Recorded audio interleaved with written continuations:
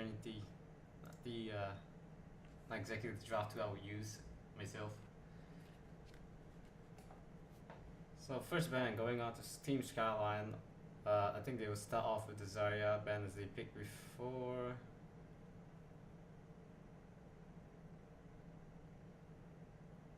There we go. Yep, the Zarya band. This way start off. Like I said, they want to, since Zarya's are better, maybe they want to choke with the Warriors. They're not on first pick and probably ETC. Not sure Skyline will cover that Muradin too much though. If not ETC, but no, they're going with Tap Morales. Like it, okay, not sure if that's a very critical hero for them. They need to ban out. But if see, look, then Skyline, the ETC is open, so they went with the ETC.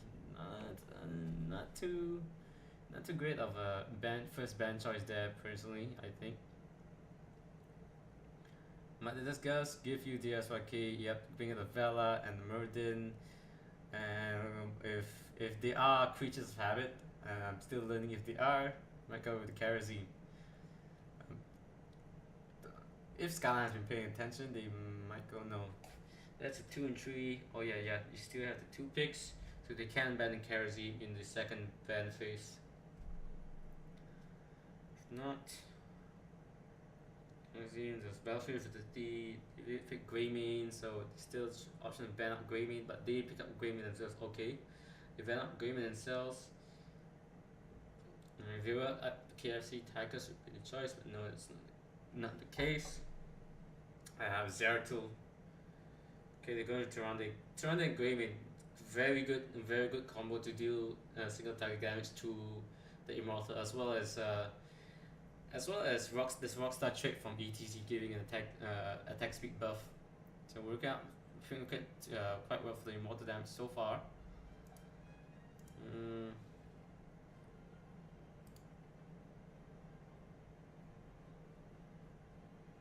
All damage so far. Second ban phase, starting with Dude, you so Kraut. The ETC, they got the what? They got the hurt, and go to Sylvanas again. Not sure if. I mean, yeah, Sylvanas can give you the value out of your Immortal, but as far as single target, like the problem comes with Sylvanas actually giving the value is that you have to actually win those Immortals in the first place. And since Sylvanas isn't as assassiny as he was before, winning those Immortals for is a bit of a difficult proposition compared as they were before.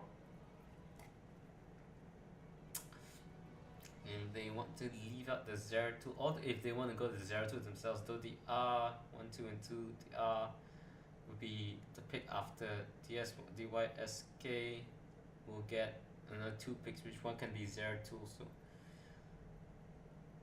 definitely would favor I personally would favor the Zeratul ban in this case.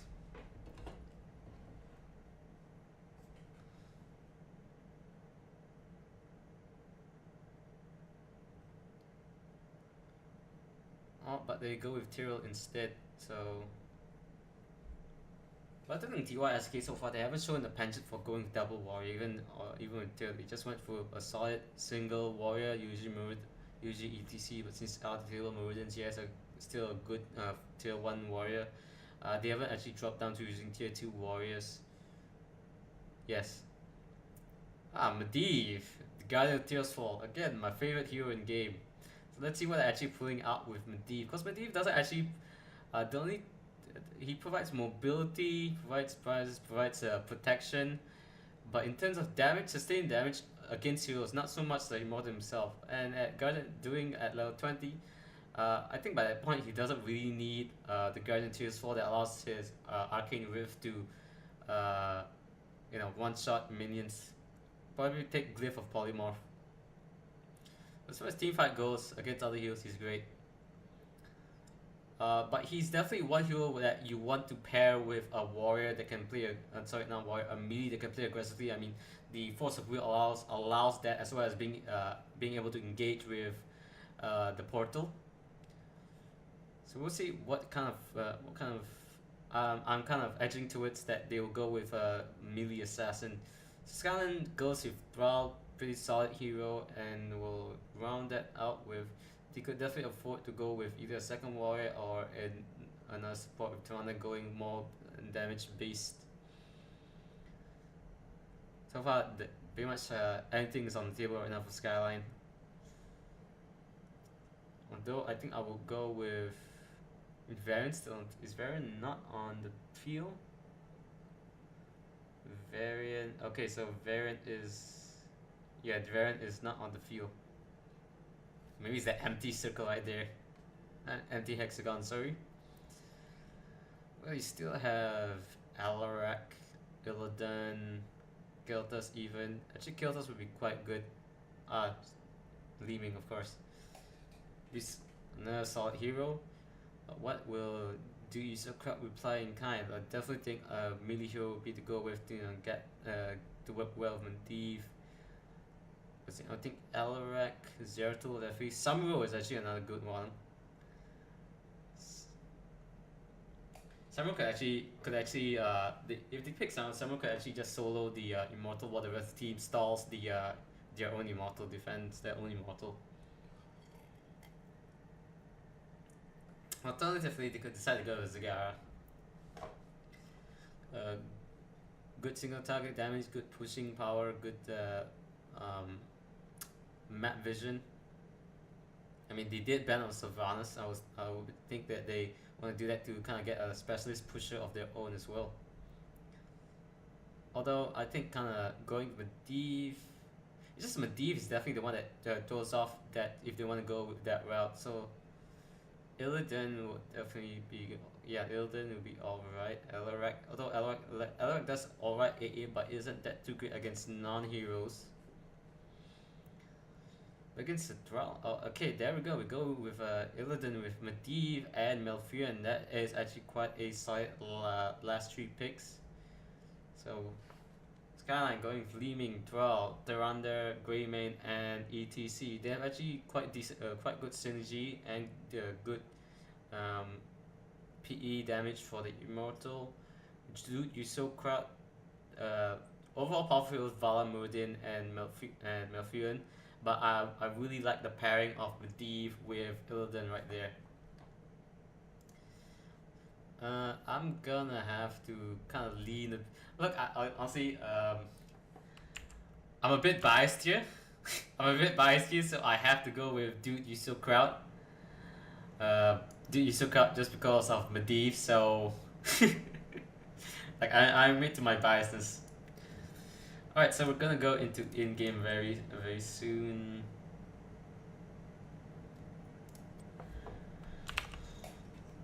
What cook? Let's see. What cook? I mean, Thrall has Earthquake, and that can definitely push knock knock Illidan off balance a bit. But a well-placed portal can drag it, can get him out of it. It's gonna make him a lot harder to kind of lock down with. And Force of Will. Once absorption is a thing, Force of Will is gonna cover, just gonna help Illidan stay in the long hand. Paired with, other than worry if Leeming and Thrall actually falls onto Illidan with a Hunter's Mark on him, Illidan should have, those times she should have Force of Will coming up from Medivh, and with a reabsorption that would just bring him back up to, just bring him back up to speed.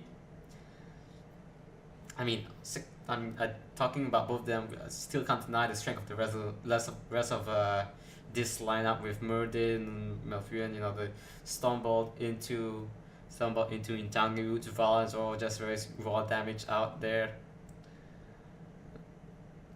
So yeah, this looks pretty good. We'll see if Skyline can bring their A game to the table. We're just waiting for the teams to usher into the match. Anyway, we are moving into the game, so let's get right into it. We are going to the Battlefield of Eternity. This will be the first game in the lower bracket final series between Dude You So Kraut and Skyline.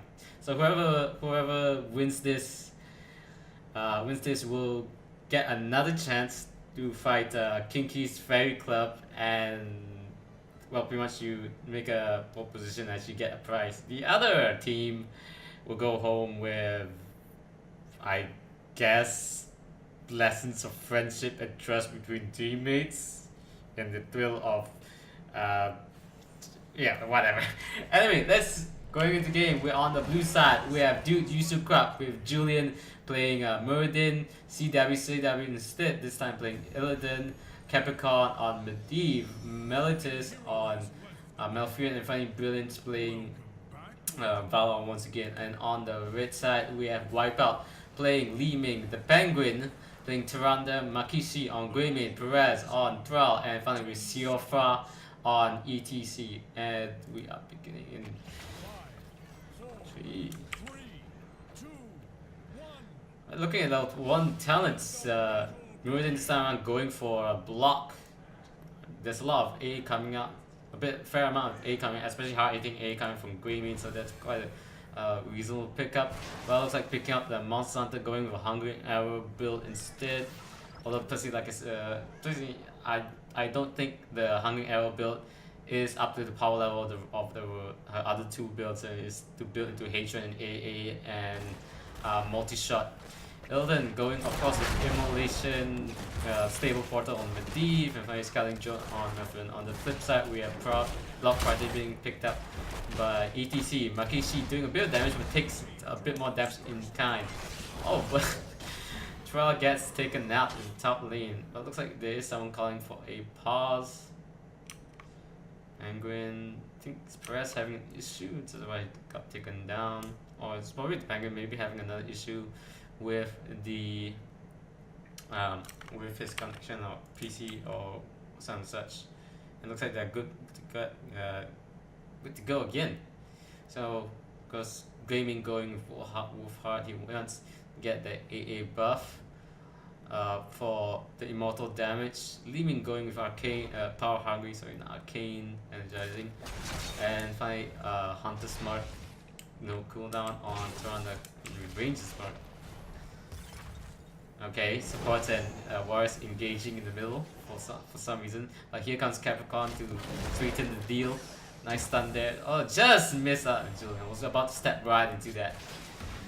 Perez fighting up Illidan. Honestly, in lane, I think Perez will have the advantage with minions, but on the one-on-one without minions, what I think CW will definitely have thing. And it's a lot harder to say in ice. What does that even stand for, CW? And Vala gets taken out. Deputy Vala. I did not shoot the Sheriff, but I did shoot the Deputy. Capricorn getting some nice hits there. Oh, really like Arcane. Personally, I'm a really big fan of the Medivh because of its Arcane Whip. It rewards getting hits on heroes, but if you miss, you get punished by a really long cooldown. Julian just jumping out, just die, and CW gets taken out. Sorry, not CW. Julian gets taken out. Makishi onto Julian's case, but gets pushed back, gets a stun, and doesn't get a kill. Julian's now jumping in, doing a fair bit of damage. Penguin kind of 2-print out that movement right there. Julian doesn't trying to push them back. Is going to push them back. Quite even right now. Does not connect on the Stomp Up by Julian. The Penguin is taking a bit of damage from Capricorn. He does his arcane with nice preemptive dodge there. Okay, so yeah, he gets punished if he misses arcane with. So just coming from playing a lot of Medivh, you because of the short cooldown, you kind of want to try to maximize the the DPS time by constantly casting arcane as soon as it's off cooldown. But that kind of sometimes people are gonna expect that, so they're gonna dodge it. So you gotta, I think, give some time for them to try and reflex dodge, and then they'll go back to, and then you use that. So you gotta be a bit more careful. The only time when you can really cast it as soon as it's off cooldown is when they're stuck as a group up team fight. Then you just keep casting. You want to maximize the DPS. So that is especially good once you finish the quest of Master's Touch. That reduces the cooldown down to 1 second, and it can improve your damage by a lot. Like there are a few times where I've actually top damage, shield damage as Medivh, So that's one thing like that. Early on, he will have probably a high hero damage. Then he'll dip down as the other heroes are coming up. But once he has Master Touch, and depending on how the fights go, he can actually top damage by the end of the game. But that's one difference where you can see whether a Medivh is experienced or not. Less experienced Medivh, they tend to not use Arcane Rift as much. Okay, not this usually applies to inexperienced Medivh, that they stick too much to Wave form and maybe Skyline is fine, but you have to know if that information is gonna benefit your team or not. Like for example, although I subscribe to the more aggressive style of Medivh play that sets time through 8, although Rich from MVP Black, he plays more strategically, more conservatively. He can reliably win a Hero League fight by just by playing Medivh. That's how good he is. We are getting right into the fight. They want to play aggressively, but then we really have Illidan and Vala on their Immortal. Meanwhile, you need Capricorn. I thought that was Medivh right there. So he didn't. Unfortunately, I'm not sure why he didn't have his portal up right there to escape. Maybe he used it to engage. That can be very risky. Actually, nah. I'm not sure why he didn't have his portal. The portal is on a 9-second duration, and that fight was lasted very short. Around 9 seconds or a bit more. So I don't think he wouldn't have had his portal, and it didn't seem like it was at 0 mana as well. So I'm not sure why it was there. So as Medivh, you always gotta have an exit strategy. And then pushing quite aggressively, dude, Dist pushing Skyline back. Are they gonna be able to take this fort? The potential is only down to half, so is the fort yet. They're gonna be able to take this fort, meanwhile Illidan and Kraut are fighting it out. Illidan is forcing Perez back, a nice dodge there, and will he be able to get, he will be able to kill Perez. So, like I was talking about, one-on-one with no lanes means interfering to give the extra Frost of Resilience. Illidan can definitely come on top. So he can just evade all the Wind Fury attacks, especially once he gets Tempest Fury later on.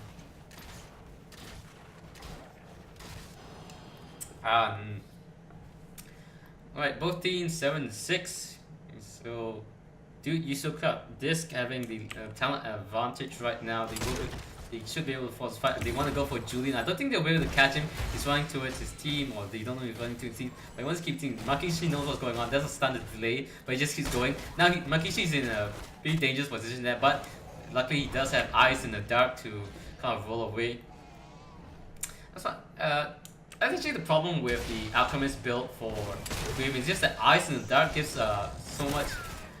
Just gives a better option, giving you stealth for 3 seconds after a disengage. That can be pretty life-saving as well. Actually, once you get sorry, not Fireflight, Dark Flight. The talent that improves the range on these Dark Flight and disengage. Running Wild, sorry, yeah, it's called Running Wild. 14-7-7. There we have Master's Touch. Actually, can I check? I can only check on the talents here. Kind of inconvenient. So hasn't yet started his quest yet. But once that started, the Penguin find out CW its own. That's not too smart. And dies to when Capricorn gets into that. Shouldn't have committed to that fight. Troll couldn't even win one-on-one against Illidan. I'm not sure why we think Tyrande will be able to. So a bit of questionable choice to do that there. Perez gets cast there. It's a nice Arcane with there. Arcane Ult does not connect. So Capricorn right there. So he can be very free to just cast his Arcane Rift, seeing as they are quite rooted, but he did miss that last one, so not too great. It's another one. Just shoot into the mass. You want to get as many hits as possible. Dylan there counter Makishi, but dies right out, jumps right out. Perez now in his case. Capricorn is on Makishi. Oh, realize, I'm low, and he's killed. Now he's dead. Capricorn upcoming with CR front. One more hit should be good. No, he can use his portal to actually get back on the other side, and that it does. And catches CR front right behind them. The Inclined Goose does not connect. There's one more Arcane Rift. Nice kill there by Vala. He can actually cast the portal now, cast in front. Yeah, and because CFR has to take the long way around. Long way around. Can you be able to catch? No, I'm not. Okay, I think that was a misclick right there. Well, you're not gonna. Honestly, between Murden and Medivh, you're not really gonna get away. So another thing about Medivh is that you. Again, back to the more aggressive player Medivh. You want to be. You can't afford, because of Force of Will portal. You can't afford to be a bit cheeky, portaling behind the enemy team, coming in with a Force of Will. That usually causes a lot of people to just naming the puppies to kind of waste their basic abilities on using, oh, this guy's right in the middle, let's try and get him. So it's like that. Meantime, you can just come in, Force of Will, get one arcane whiff off, and then just get out without a scratch. So it's revealed their draw, they show his draw in the middle, but the only time they don't really care about getting a maximized experience. Nice one with there on Illidan. Illidan's jumping on it. So there's the Leyline Seal. Catches them and sets up for Integrity. Nice pick out right there. So Leyline Seal are very I mean, both of these heroes are very powerful with Polymorph. Usually Glyph of Polymorph can be your mileage may vary. But the setup there, and usually Leon, because it's just the Leyline Seal is better for team play and more organized team play. So we saw that happen. Leyline Seal onto 3 heroes, handled the one that wasn't frozen. The other 2 just set up an entangling loop. So that was very nice play right there by Capricorn and Meltis. Going right there, does not have the mosh pit. They're 3 levels down. Their keep is being pushed down. And I think they can just leave. No, I think they're not to leave. They don't have to leave. This is our house now. Nice push there. Capricorn just getting his force, but he needs the portal out. I think Julian needs to pull out and jump out. Doesn't matter. He has the avatar. Very nice. Brilliance. I think Brilliance can should turn back. Do they want to end it right here? CW is slow. Test taking another one. Taking a bit of damage. Nice Force of Will there. Oh wow! Is this gonna be a sub 10-minute game? Heal Slain, CW, nice Force of Will there. And that is 9-minute game. Okay. Well, way to make us wait for half an hour for a 10-minute game, guys. But oh yeah, so pretty honestly, the outcome there was kind of expected. The matchup with Illidan and Medivh there was just great, and overall the other heroes just played that Leyline Seal into Entangling Roots was great. But honestly, there was a few mistakes also on Skyline's part, having Thrall and Tyrande trying to fight game time 0, trying to fight Illidan one-on-one. So there was a bit of a misjudgment there. Because barring a few heroes, maybe Varian and, well, technically Cho'Gath, but Cho'Gath is 2 heroes. Illidan can pretty much do any other hero. Some takes longer than others, of course. Actarans would be a good example. Yiming doing this amount of damage. ETC just not finding that much impact in the game this time around. But honestly, when they have a Murder and Illidan that can be impacted by Medivh, so that can be kind of hard to do. But we see just the damage. I was talking, you don't expect Illidan to do that much damage, but siege damage is quite decent, quite good. Medivh was quite close to Var, so I think if he actually managed to get Master's Touch, which you can't really see here, but the game was kind of too short for him to reach that point. But he can do a good amount of sustained damage, up to the power of other assassins. So maybe not Vala. Vala can kind of take a step forward compared to a lot of assassins, though, even remote, especially multi-shot. But looks like we are going into the second game.